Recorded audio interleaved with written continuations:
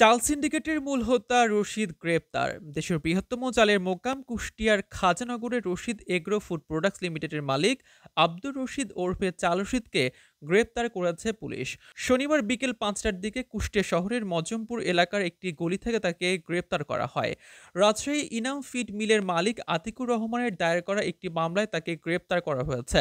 বিষয়টি নিশ্চিত করেছেন কুষ্টিয়া মডেল থানা পুলিশের ভারপ্রাপ্ত কর্মকর্তা শিহাবুর রহমান শিহাব। আব্দুর রশিদ ওরফে চাল রশিদ দেশের অন্যতম শীর্ষ চাল ব্যবসায়ী ও Bangladesh auto major and husking mill মালিক সমিতির সভাপতি। তিনি দেশের চাল সিন্ডিকেটের মূল হোতা। তার ইশারায় দেশে চালের দাম ওঠানামা করত। এছাড়াও তার বিরুদ্ধে একাধিক মামলা রয়েছে বলে জানা গেছে। আব্দুর রশিদের বিরুদ্ধে আদালতে ১,৩৩,৬৪,৮৬৭ টাকা আত্মসাতের মামলা করেন আতিকুর রহমান নামের এক ব্যক্তি। মামলায় রাজশাহীর আতিকুর রহমান উল্লেখ করেন, আব্দুর রশিদ তার ব্যাংক হিসেবে আমার কাছ থেকে ১,৩৩,৬৪,৮৬৭ টাকা অগ্রিম নিয়ে মৎস্য খাদ্যের কাঁচামাল কিংবা টাকা কোনোটাই দিচ্ছেন না। গত ১৭ সেপ্টেম্বর আদালত তার বিরুদ্ধে গ্রেপ্তারি পরোয়ানা জারি করেন। আব্দুর রশিদ এবং তার পরিবারের সদস্যদের বিরুদ্ধে ঋণখেলাপির দায়ে আদালতে ৬৮টি মামলা করেছে সোনালী ব্যাংক।